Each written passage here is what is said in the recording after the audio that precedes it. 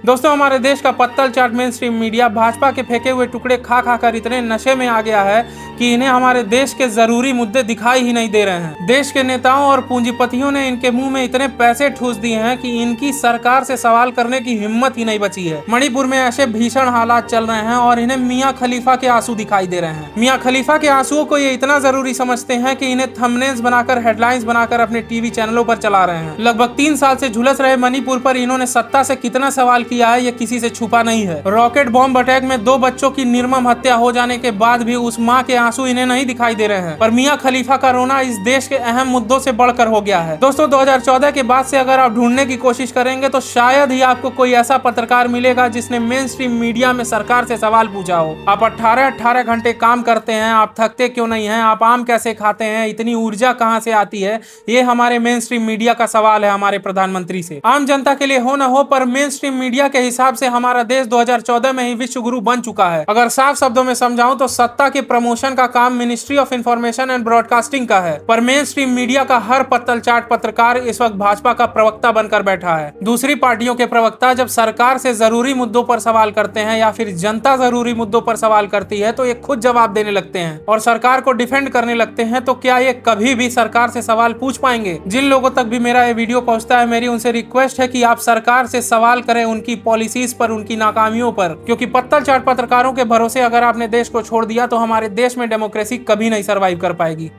Jai Hind.